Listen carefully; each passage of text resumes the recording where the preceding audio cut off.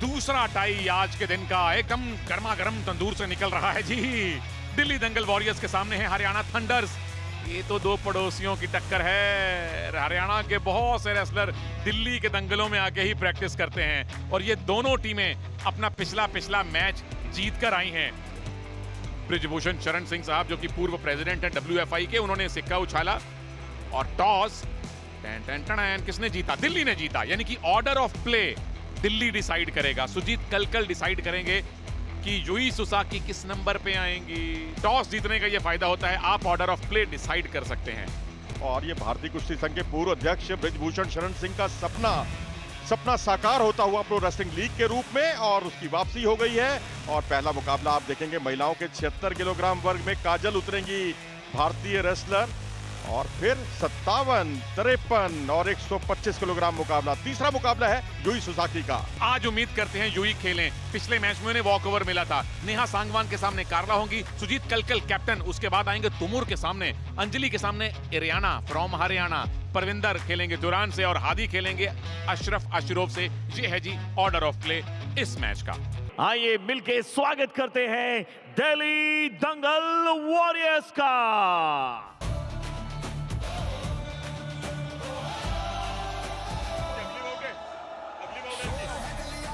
स्वागत कीजिए हरियाणा का, स्वागत कीजिए जैपनीज लेजेंड यूई सुसाकी का। अपना पहला मुकाबला हरियाणा ने पड़ोसी पंजाब को एक तरफा ही हरा दिया था। 7-2 से आपने वो टाई जीता था जिसमें सिर्फ परविंदर और अनिरुद्ध अपने बाउट जीत नहीं पाए थे। वेलकम दिल्ली दंगल वॉरियर। स्वागत कीजिए महाराष्ट्र का जी।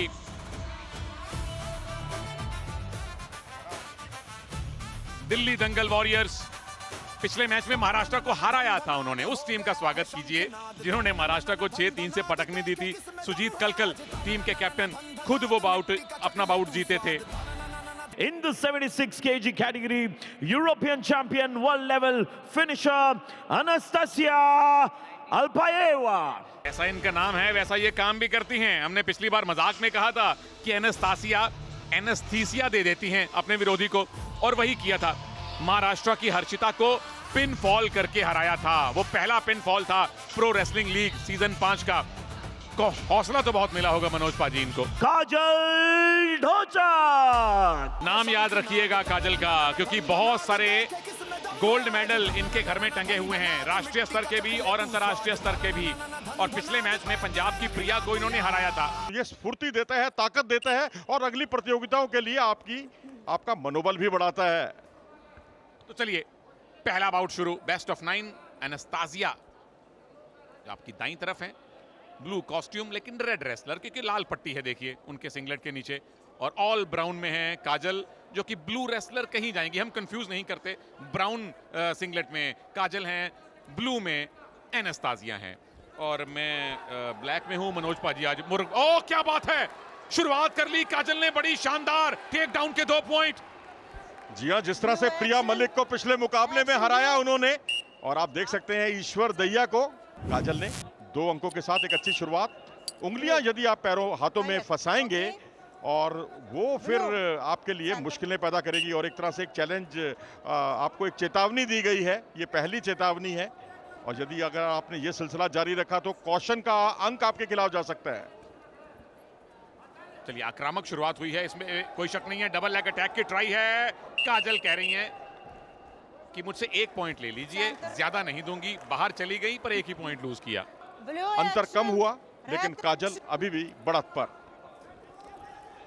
पीछे जाने की कोशिश है, टंगड़ी लगा के गिराया है, टेक डाउन की पोजीशन बनाई है एनास्तासिया ने। 2 पॉइंट मिल गए और अब ट्राई कर रही हैं कि फ्लिप करें किसी भी तरह से। गट रेंच वाली पोजीशन तो है नहीं, पर लीड आपके पास बन गई है। ये फ्लिप करने की ट्राई अभी तक टेक्निक ढंग से बनी नहीं। ग्राउंड डिफेंस कैसा करेंगी काजल, वो देखेंगे। देखिए यहाँ कुंदे का उनके पास सुनहरा अवसर था, उस तरफ उन्होंने ट्राई नहीं किया। काजल के डिफेंस के लिए उनकी सराहना की जानी चाहिए। कई बार अगर आप कम पॉइंट लूज करें पैसिव पोजीशन में आकर, तो वो भी एक कामयाबी है। Cut down your losses. अच्छा, कुछ वार्निंग मिल रही है काजल को। अब रणनीति के तौर पर अब पहले वो हाथों से खींचने का प्रयास कर रही थी, जो उंगलियां उनकी जो है जिस पर आपत्ति जाहिर की गई थी और चेतावनी भी मिली, अब गर्दन पर उनका हमला और कोशिश यही है कि उसको हमले को अंजाम तक पहुंचाया जाए, तभी बनेगी बात। अंतर अब एक अंक का कोई बहुत ज्यादा मायने नहीं रखता आधुनिक कुश्तियों में। नजरें गड़ाए हुए बाकी रेसलर्स। नहीं जी, कुश्ती में तो 1 पॉइंट की लीड और पहलवान के सामने पड़ा हुआ 1 लीटर दूध कब खत्म हो जाता है पता नहीं चलता। नहीं, वो बात ठीक है आपकी, लेकिन ये भी आप हमें मानना होगा कि यहाँ क्योंकि आखिरी मिनट में आपके जो अंक हैं, एक के साथ एक फ्री वाला मामला है, तो इसलिए यहाँ पर बड़ा अंतर चाहिए आपको जीत के लिए। अंतर 1 ही पॉइंट का है। शुरुआत काजल ने की थी 2 पॉइंट की लीड लेकर, और उसके बाद जाते जाते जी नहीं, पहले इशारा कर दिया तो ये 2 पॉइंट नहीं मिलेंगे। और काजल के लिए बहुत बड़ा मंच है ये, क्योंकि युवा होनहार रेसलर हैं, ये देश की उभरती हुई रेसलर हैं। इनकी ज्यादातर जितनी उपलब्धियां अंडर 17 और अंडर 20 में ही देखने को मिली हैं, चाहे वो विश्व स्तर की हो, चाहे एशिया स्तर की हो। लेकिन अब ये प्रो रेसलिंग लीग का जो मंच है, ये हरियाणा के रेसलर्स को भी बहुत प्रभावित कर रहा है और आगे बढ़ने की प्रेरणा दे रहा है। और यहाँ देखिए क्या धकेलने में कामयाब हो पाएंगी। जी हाँ, 2 अंक मिले यहाँ पर।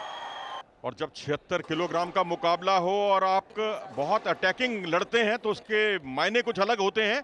स्पीडी हैं, स्टेमिना है इनके पास, ग्राउंड ठीक ठाक है, डिफेंस पर थोड़ा सा मैं समझता हूँ काम करने की अभी और ज़रूरत है। और ये मंच पर अगर वो उतरेंगी बार बार तो वो कमी भी सुधार लेंगी।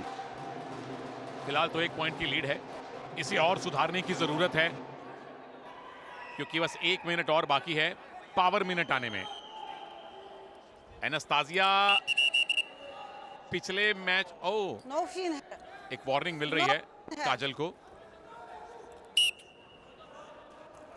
हरियाणा टीम के ओनर्स हैं ऑब्वियसली खुश हैं जिस तरह की शुरुआत काजल ने उनको दिलवाई है।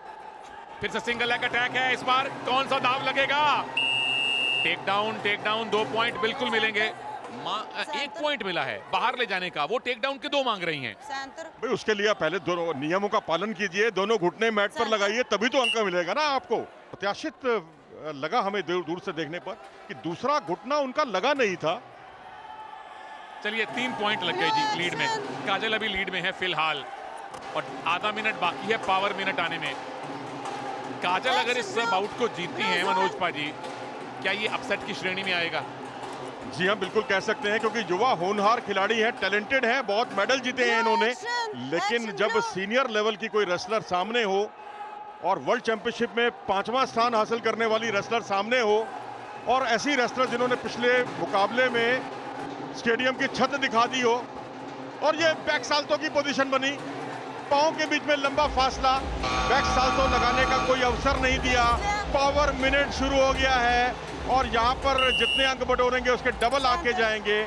और ये उसी का एक मंच है प्रो रेसलिंग लीग, जिससे आप देश का झंडा बुलंद करें। यहाँ पर डबल लेग अटैक किया खूबसूरती के साथ, उसके बाद सिंगल लेग अटैक में उसे तब्दील करना चाहती थी, जोन से बाहर निकली और एक अच्छी रणनीति उनकी कामयाब रही, क्योंकि 1 अंक उन्हें मिला और 1 बदल गया 2 अंकों में। और अब अंतर केवल 1 अंक का भारतीय रेसलर काजल के पक्ष में। अब और पॉइंट काजल आप कंसीड नहीं कर सकती। अगर एनास्तासिया ने फिर से वो 1 पॉइंट वाला काम कर दिया, अगर आपको पैसिविटी जोन से बाहर कर दिया तो वो बाउट जीतेंगी। तो काजल अटैक करना पड़ेगा आपको ये बाउट जीतने के लिए। अटैक कर रही है एनास्तासिया, काजल ने खुद को बचाया है, आखिरी 20-22 सेकंड बाकी हैं।